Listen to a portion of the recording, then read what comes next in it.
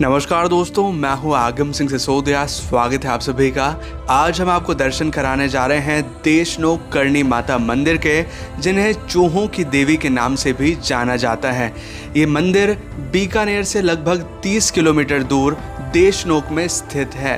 मंदिर परिसर में 20,000 से भी ज़्यादा चूहे रहते हैं, लेकिन एक हैरानी की बात कि इतने ज़्यादा चूहे होने के बावजूद मंदिर में बदबू नहीं आती है और प्रसाद का वितरण करने से पहले चूहों को भोग लगाया जाता है और फिर श्रद्धालुओं को वितरित किया जाता है।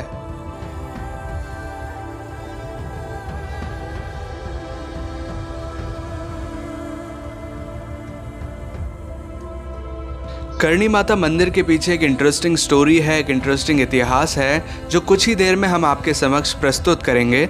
लेकिन इससे पहले हम आपको दर्शन कराना चाहेंगे करणी माता के।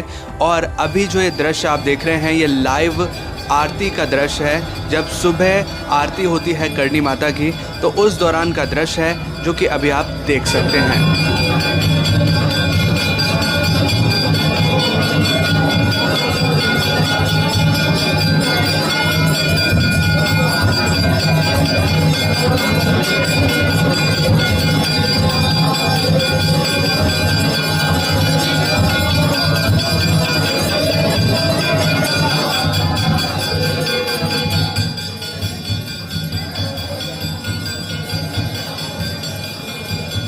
तो चलिए अब जानते हैं करणी माता की कहानी के बारे में, इनके इतिहास के बारे में। हमारे साथ एक लोकल पर्सन है जो कि हमें थोड़ा सा इतिहास के बारे में जानकारी देंगे।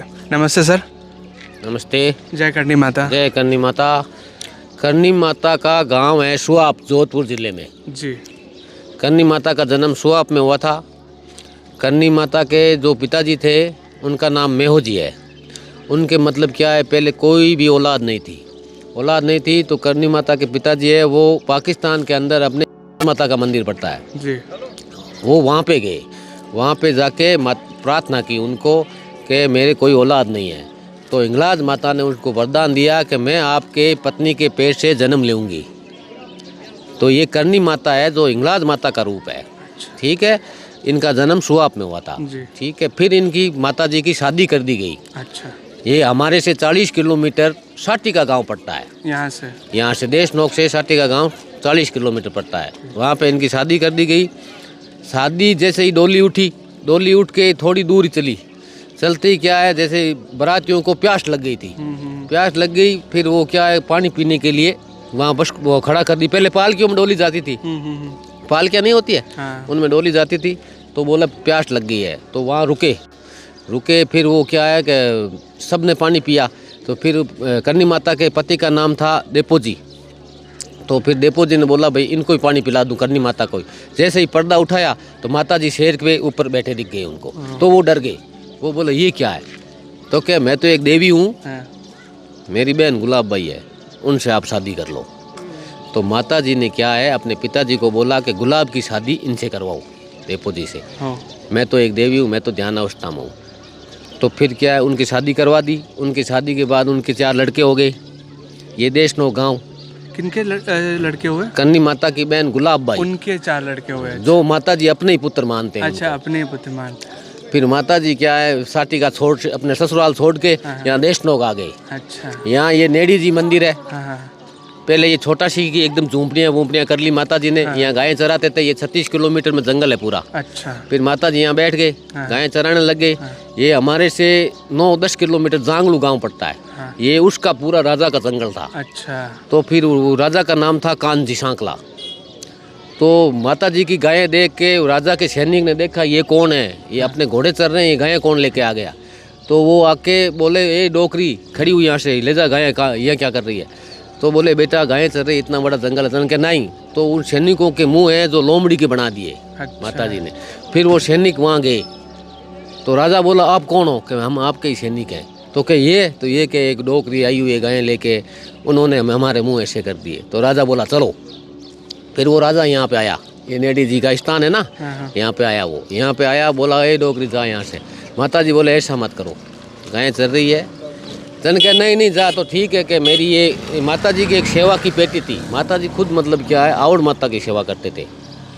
आवड़ माता की सेवा करते थे। उनको तेमड़ा राय भी बोलते हैं, आवड़ माता भी बोलते हैं। तो बोला ये जो बक्सा है ये मेरा बैलगाड़ी पे रख दो, मैं चली जाऊंगी। तो सैनिकों को बोला ये बक्सा उठाओ, बैलगाड़ी पे रखो।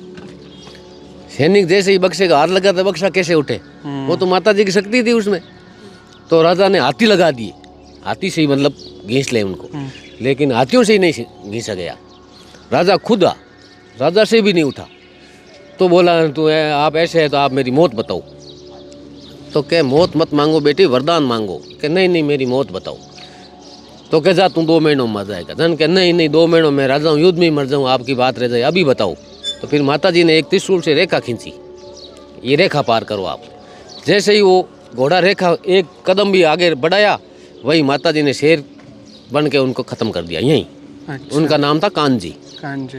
उनकी जो कान्जी की माता थी, वो माता जी की बहुत बड़ी मतलब सेवा करती थी, माता जी को मानती थी। उनको पता चला तो वो आए भाग के, कहे माँ ये मेरा लड़का है।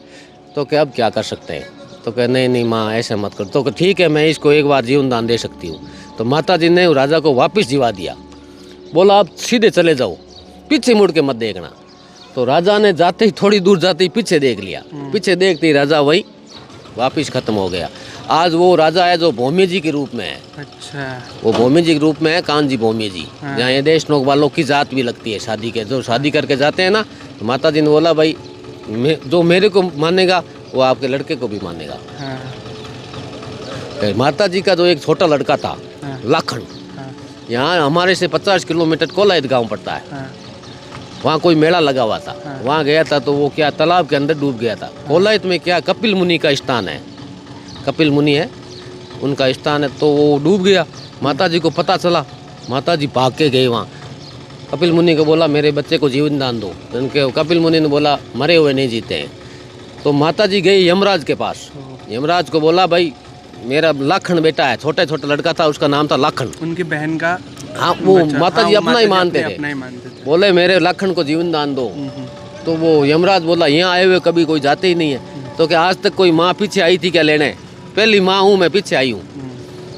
तो क्या ठीक है ले जाओ, लेकिन आज के बाद आपके लड़कों को यहाँ जगह नहीं है। क्या मेरे लड़के यहाँ आएंगे ही नहीं। अब जो हम माता जी के परिवार से जो भी चारण जाति के हैं, जो देशनोक के देपा, हम मरते हैं तो मंदिर में काबा बन जाते हैं। काबा बोलते हैं चूहों को। हाँ, काबा मरते हैं वापिस देशनोक में चारण जाति में जन्म ले लेते हैं। हम जैसा कर्म करेंगे वैसा ही हमें मंदिर के अंदर स्थान मिलेगा। अच्छा कर्म करेंगे तो माता जी के एकदम नज़दीक रहेंगे चरणों में, बुरे कर्म करेंगे तो बाहर पड़े रहेंगे। मतलब माता जी ने हमारा स्वर्ग नरक यही बना दिया है। मतलब सारे फैमिली मेंबर्स सब इनको काबा बोलते हैं। इनको हर चीज़ खाने को मिलती है। वाइन ये पीते हैं, प्रसाद ये खाते हैं, मटन ये खाते हैं, हर चीज़ माता जी की जो चढ़ती है वो सब उनको मिलती है। इनके मतलब क्या है, इनके जो चरनामत पानी है ना, वो पानी पीने से पूरे रोग दूर हो जाते हैं इंसान के।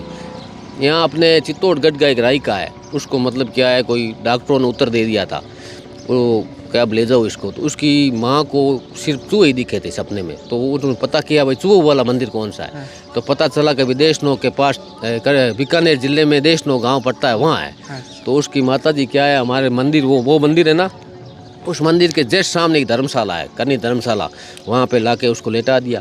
फिर पता किया भाई यही है मंदिर। तो भी अंदर लेके गए, 10 दिन में तो वो मतलब एकदम तैयार। आज वो इतना भगत है कि हर नवरात्रों में पैदल आता है चित्तौड़ से। माता जी के बहुत पड़ते हैं साहब, आज भी मतलब साक्षात है ये। आप कोई भी चीज़ है तो आप मांगो, पूरी है एकदम बिल्कुल। और हमें देशनोक वालों को सबको माता जी ने रोटी दे रखी है। जी। ये पूरा 36 किलोमीटर में जंगल है, ठीक है।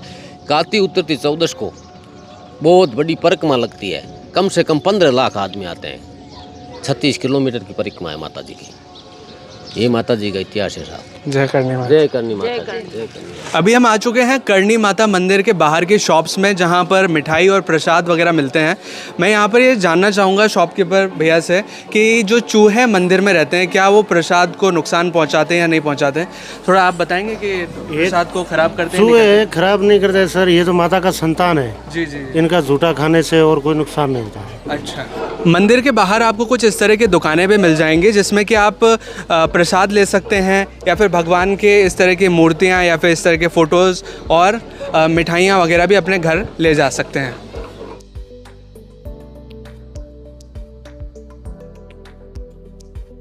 अभी हमारे साथ कुछ श्रद्धालु हैं जो कि करणी माता मंदिर में दर्शन करने के लिए आए हैं। हम सभी मिलके एक बार जयकारा लगाएंगे जय करणी माता का।